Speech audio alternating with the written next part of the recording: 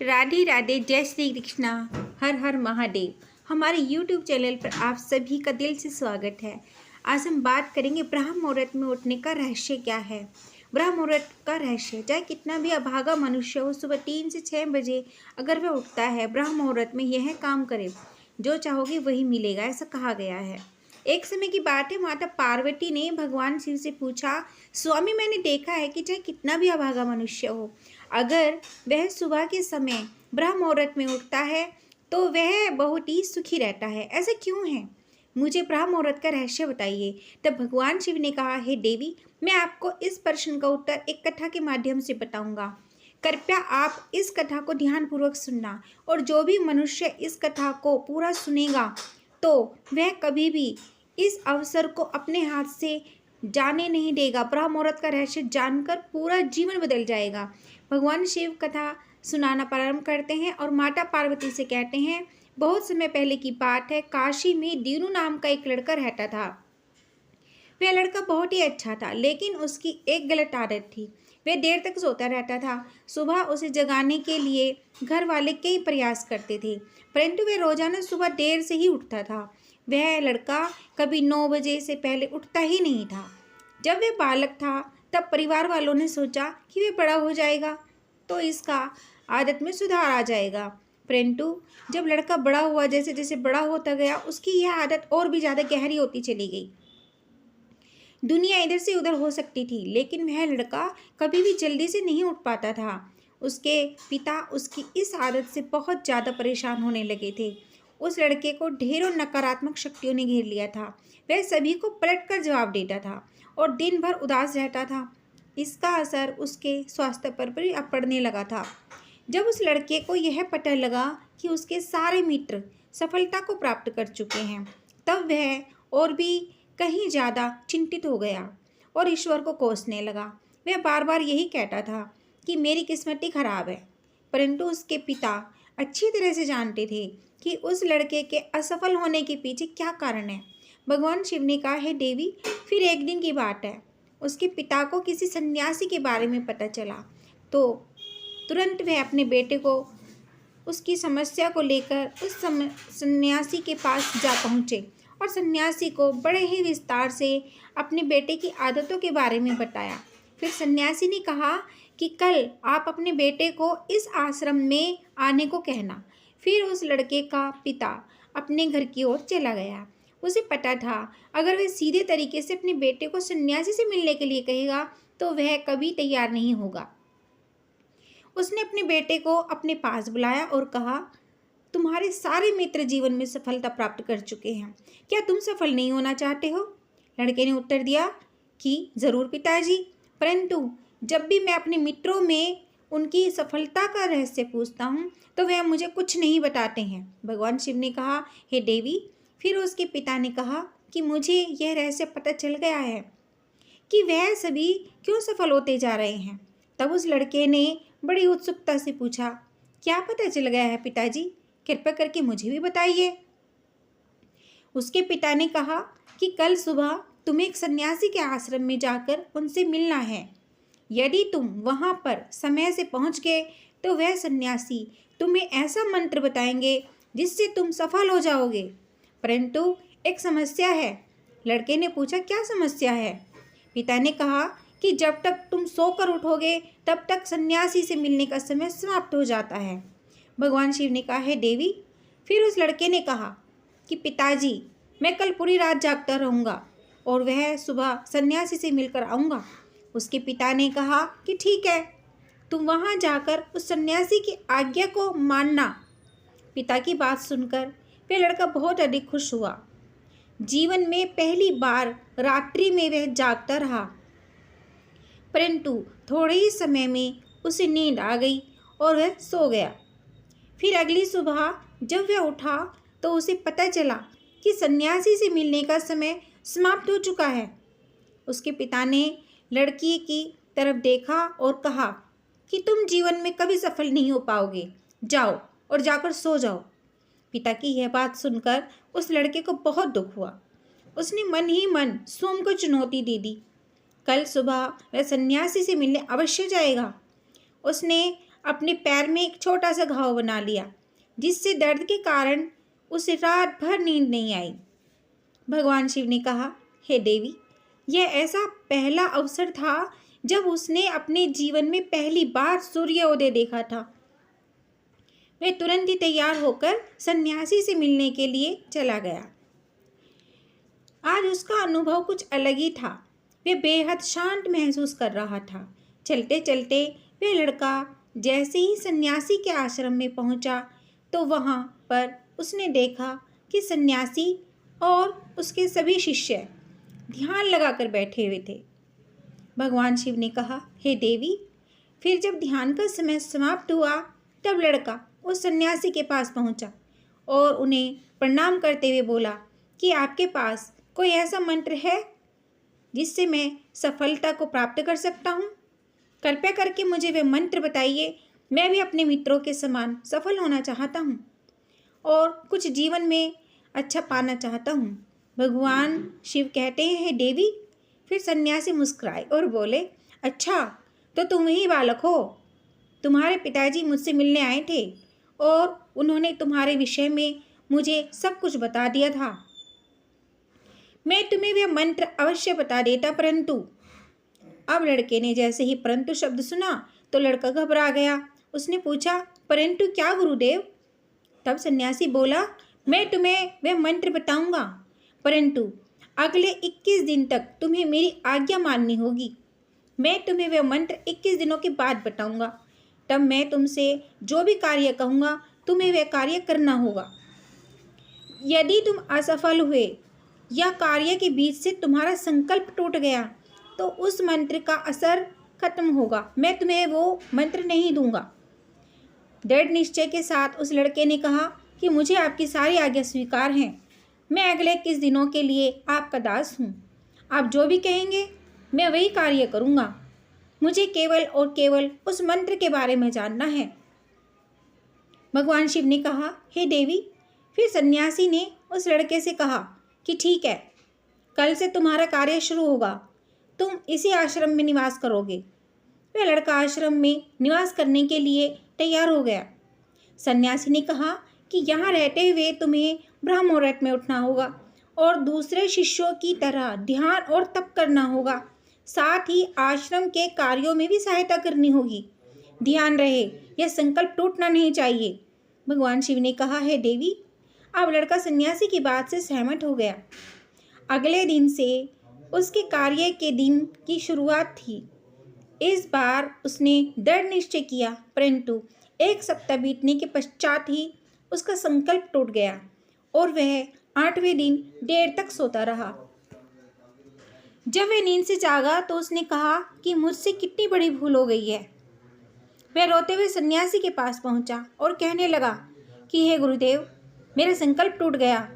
अब मैं जीवन में कभी सफल नहीं हो पाऊंगा। सन्यासी ने उसे समझाते हुए कहा कि एक बार फिर से शुरुआत करो, फिर संकल्प करो। फिर लड़के ने सन्यासी से पूछा कि सुबह उठना इतना आवश्यक क्यों होता है और वह यहाँ पर सभी इतने जल्दी क्यों उठ जाते हैं? भगवान शिव ने कहा, देवी।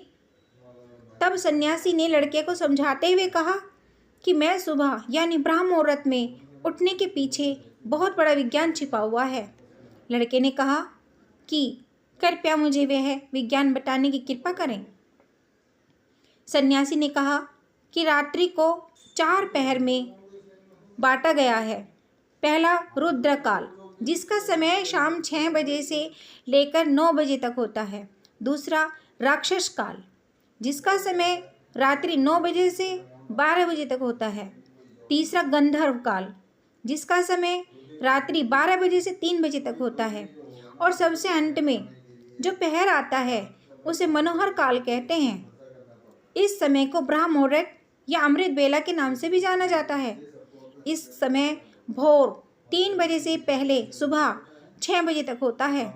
यह वह समय होता है जब पूरे संसार की नकारात्मक शक्तियाँ निष्क्रिय अवस्था में होती है और सकारात्मक शक्तियाँ सक्रिय होती हैं।